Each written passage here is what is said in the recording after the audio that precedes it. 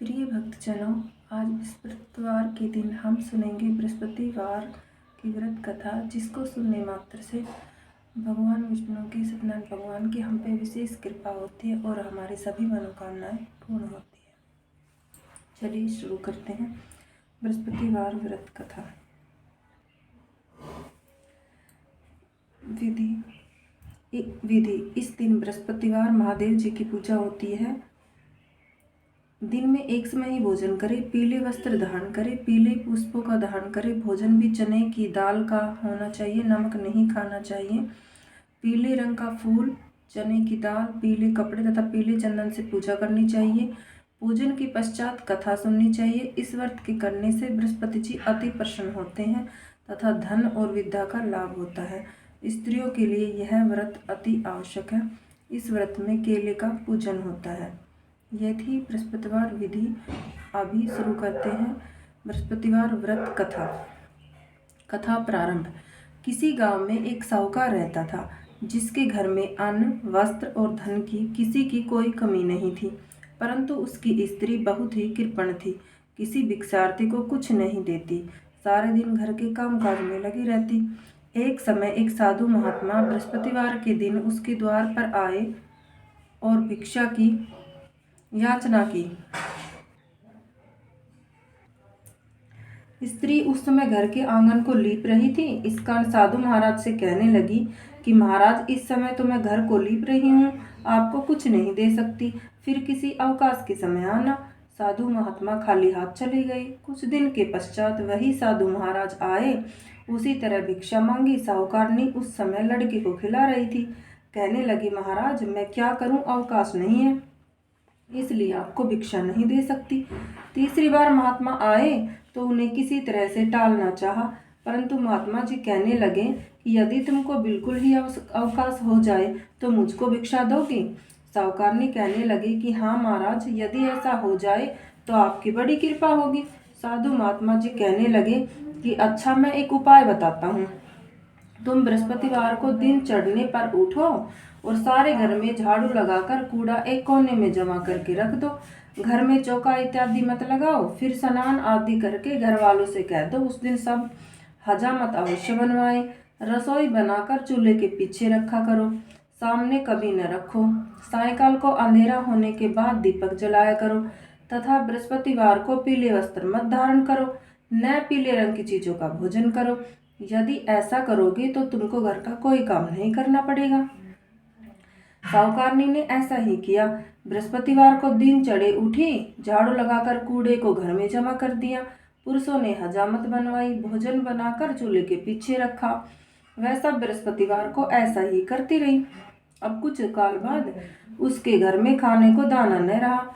थोड़े दिनों में महात्मा फिर आए और भिक्षा मांगी, परंतु सेठानी ने कहा, महाराज, मेरे घर में खाने को अन्न नहीं है, तो आपको क्या दे सकती हूँ। तब महात्मा ने कहा कि जब तुम्हारे घर में सब कुछ था तब भी तुम कुछ नहीं देती थी, अब पूरा पूरा अवकाश है तब भी कुछ नहीं दे रही हो, तुम क्या चाहती हो वह कहो। तब सेठानी ने हाथ जोड़कर प्रार्थना की, महाराज, आप कोई ऐसा उपाय बताओ कि मेरे पहले जैसा धन दान हो जाए। अब मैं प्रतिज्ञा करती हूँ कि अवश्य में जैसा आप कहेंगे मैं वैसा ही करूँगी। तब महात्मा जी ने कहा, बृहस्पतिवार को प्रातःकाल उठकर स्नानादि से निर्वत हो घर को गाय के गोबर से लीपो तथा घर के पुरुष हजामत न बनवाएं। भूखों को अन्न जल देती रहा करो।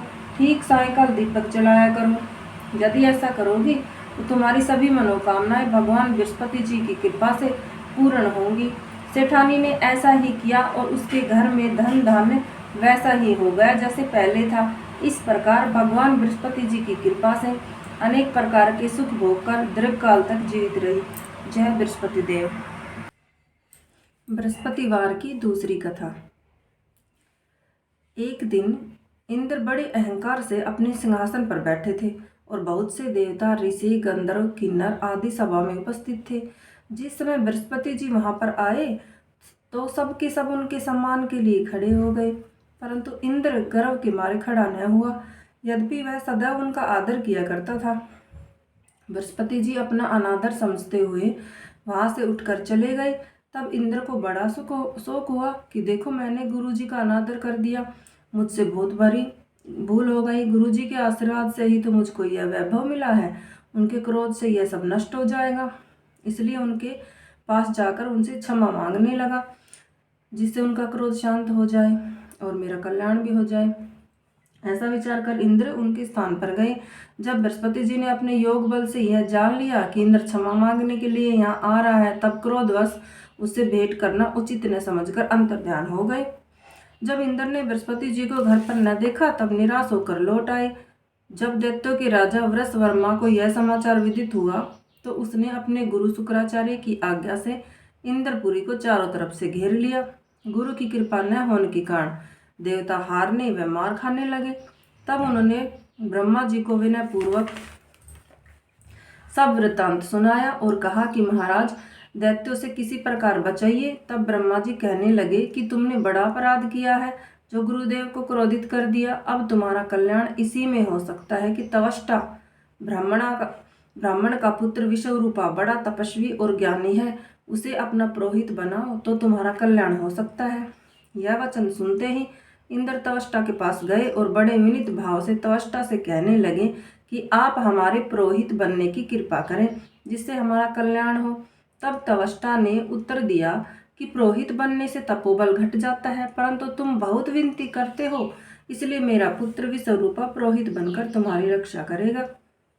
विश्वरूपा ने पिता की आज्ञा से पुरोहित बनकर ऐसा यत्न किया कि हरि इच्छा से इंद्र वृषवर्मा को युद्ध में जीतकर अपने इंद्रासन पर स्थित हुआ। विश्वरूपा के 3 मुख थे। एक मुख से वह सोमपल्ली लता का रस निकाल पीते थे, दूसरे मुख से वह मदिरा पीते और तीसरे मुख से अनानादि भोजन करते। इंद्र ने कुछ दिनों उपरांत कहा कि मैं आपकी कृपा से यज्ञ करना चाहता हूँ। जब विश्वरूपा की आज्ञा अनुसार यज्ञ प्रारंभ हो गया, तब एक दैत्य ने विश्वरूपा से कहा कि तुम्हारी माता दैत्य की कन्या है, इस कारण हमारे कल्याण के निमित्त एक आहुति दैत्यों के नाम पर भी दे दिया करो तो अति उत्तम बात है। विश्वरूपा उस दैत्य का कहा मानकर आहुति देते समय दैत्य नाम भी धीरे से लेने लगा। इसी कारण यज्ञ करने से देवताओं का तेज नहीं बढ़ा। इंद्र ने यह वृत्तांत जानते ही क्रोधित होकर विश्वरूपा के 3 सर काट डाले। मदपान करने से भंवरा, सोमपल्ली पीने से कबूतर और अन्न खाने से मुख से तितर बन गया। विश्वरूपा के मरते ही इंद्र का स्वरूप ब्रह्महत्या के प्रभाव से बदल गया। देवताओं के 1 वर्ष तक पश्चाताप करने पर भी ब्रह्महत्या का यह पाप न छूटा, तो सब देवताओं के प्रार्थना करने पर ब्रह्मा जी बृहस्पति जी के सहित वहां आए। उस ब्रह्महत्या के 4 भाग किए गए, उनमें से 1 भाग पृथ्वी को दे दिया। इसी कारण कहीं कहीं धरती ऊंची नीची और बीज बोने के लायक नहीं होती। साथ ही ब्रह्मा जी ने यह वरदान दिया, जहाँ पृथ्वी में गड्ढा होगा, कुछ समय पाकर स्वयं भर जाएगा। दूसरा वृक्षों को दिया, जिससे उनमें से गोंद बनकर बहता है। इस कारण गूगल के अतिरिक्त सब गोंद अशुद्ध समझे जाते हैं। वृक्षों को यह वरदान दिया कि ऊपर से सूख जाने पर जड़ फिर फूट जाती है। तीसरा भाग स्त्रियों को दिया।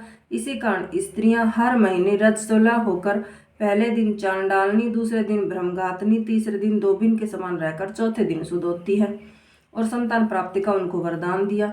चौथा भाग जल को दिया, जिससे फेन और सिवाल आदि जल के ऊपर आ जाते हैं। जल को यह वरदान मिला कि जिस चीज में डाला जाएगा वह बोझ में बढ़ जाएगी। इस प्रकार इंद्र को ब्रह्महत्या के पाप से मुक्त किया। जो मनुष्य इस कथा को पढ़ता या सुनता है, उसके सब पाप बृहस्पति जी महाराज की कृपा से नष्ट होते हैं।